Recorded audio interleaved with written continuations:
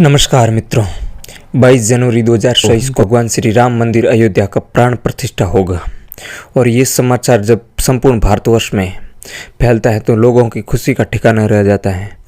राम भक्त इतने खुश हो जाते हैं और वो अपने अपनी तरीके से कैसे 22 जनवरी को एक दीपावली के रूप में मनाएं, वो उस तैयारियों में जुट जाते हैं।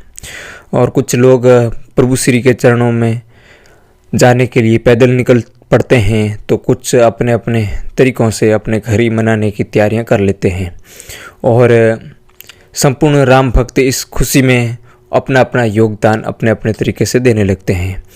और राम जन्मभूमि ट्रस्ट की तरफ से जाने माने लोगों को निमंत्रण भी भेजे जाते हैं, क्योंकि सभी राम भक्त या सभी भारतवर्ष के लोग तो एक दिन आ नहीं सकते और ऐसा पॉसिबल नहीं है।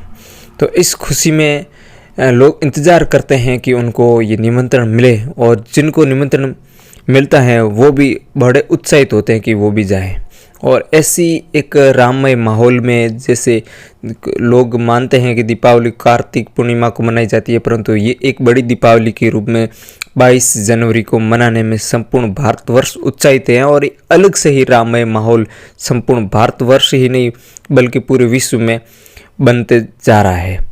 और ऐसी खुशी में कोई नहीं चाहता या कोई नहीं कहता कि वो पल के साक्षी नहीं बने, क्योंकि भगवान श्री राम किसी एक के नहीं, वो एक संपूर्ण भारतवर्ष के आदर्श महापुरुष रहे हैं। एक ऐसे व्यक्ति जो पिता की आज्ञा के लिए 14 वर्ष की वनवास में चले जाते हैं और पत्नी के चरितार्थ के लिए एक असुर से झगड़ा लेकर उनको मार गिराते हैं। और एक ऐसे राम जो अपने भाइयों के लिए और अपने संस्कार से संपूर्ण भारतवर्ष ही नहीं पूरे विश्व में जाने जाते हैं। जब लोग आश्चर्यचकित रह जाते हैं, ऐसी घटना होती हैं 10 जनवरी 2024 को, यानी कांग्रेस पार्टी एक भारत की राजनीतिक बड़ी पार्टी, बड़ा दल माना जाता है राजनीति का, उसको निमंत्रण दिया जाता है। उससे पहले निमंत्रण दिया जाता है हालांकि राम मंदिर प्राण प्रतिष्ठा का, परंतु 10 जनवरी को वो एक स्टेटमेंट वहाँ से जारी होता है। लोग कहते हैं, यानी कांग्रेस पार्टी कहती हैं, ये एक भाजपा और संघ यानी RSS राष्ट्रीय स्वयंसेवक संघ का एक राजनीतिक कार्यक्रम, इसको सहर्ष अस्वीकार करते हैं। स्वीकार नहीं, अस्वीकार करते हैं और वो इसमें नहीं आएंगी। कांग्रेस अध्यक्ष मल्लिकार्जुन खड़गे, राहुल गांधी, सोनिया गांधी और कांग्रेस के बड़े नेता इस कार्यक्रम में अपनी उपस्थिति नहीं दर्ज कराएंगे। ये एक राजनीतिक कार्यक्रम, ऐसा वहाँ पर स्टेटमेंट देकर उस कार्यक्रम में। हालांकि अब लोगों के प्रश्न ये उठते हैं कि क्या कांग्रेस का ये स्टेटमेंट या कांग्रेस का मुद्दा यहीं से उठा या कांग्रेस और राम मंदिर के बारे में इतिहास रहा है। तो आज दोस्तों आप इस वीडियो को ज़्यादा से ज़्यादा शेयर कर दीजिए। किस वीडियो को मैं नहीं कहता शेयर करने का, परंतु इस वीडियो को आप ज़्यादा से ज़्यादा शेयर कर दीजिए, लोगों को हकीकत पता चले। कांग्रेस की एक तुष्टीकरण की राजनीति, आपको कहा जाए आप ऐसे माहौल में या आपके आराध्य और राजनीति में से किसको चुनेंगे, तो आप किसको चुनेंगे? सबसे पहले प्रश्न ये है कि आप भगवान श्री राम को चुनेंगे या आप राजनीति को चुनेंगे।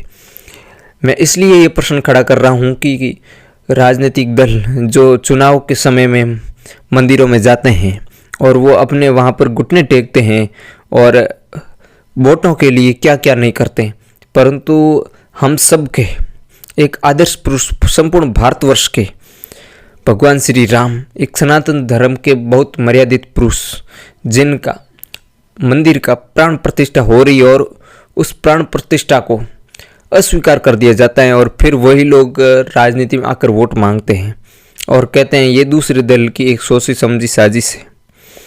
तो आप क्या मानेंगे इसके बारे में? आपका क्या कमेंट है, आपके क्या विचार है, बताइए हमें भी। चलिए आज अपन करते हैं कांग्रेस और श्री राम मंदिर के पुराने समय से चल रहे इतिहास के बारे में, या क्या क्या नहीं रहे। लोग दावा करते हैं कि कांग्रेस ने राम मंदिर के विरुद्ध में 1 दर्जन से ज़्यादा वकील खड़े कर दिए थे कि ये मंदिर नहीं बने।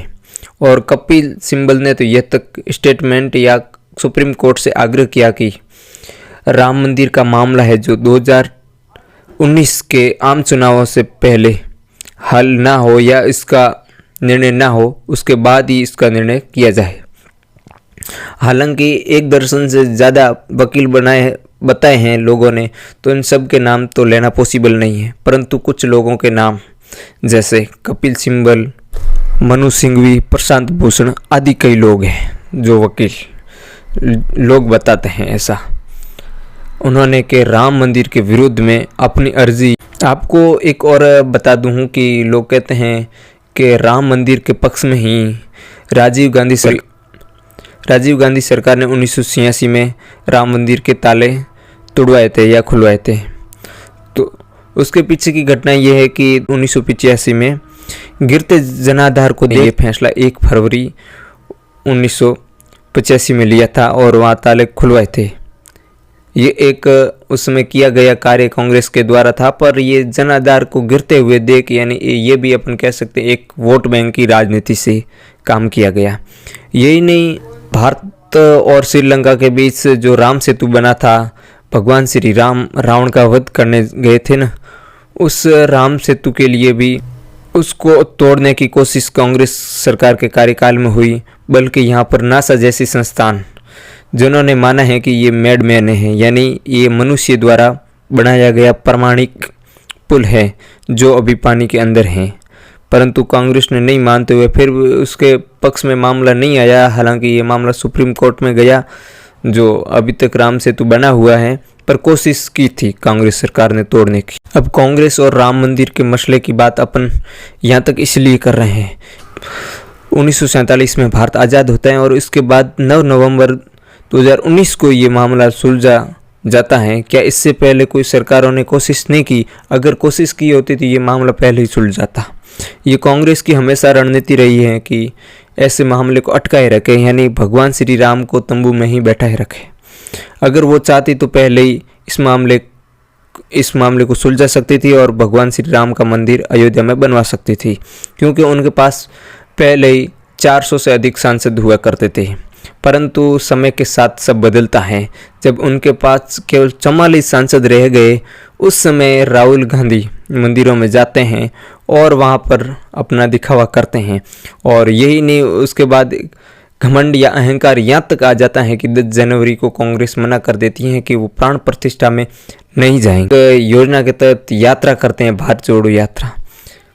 उस समय जब संपूर्ण भारत राममय वातावरण में एक बड़ी दीपावली मना रहा होता है, उस समय ये स्टेटमेंट आना और लोगों की भावना। धन्यवाद दोस्तों, आज के वीडियो में बस इतना ही। आगे अपन बात करेंगे राम मंदिर बनाने वाला कौन है, आखिर कौन बना रहा है राम मंदिर, कौन सी कंपनी है, इसके बारे में संपूर्ण चर्चा अपन अगले वीडियो में करते हैं।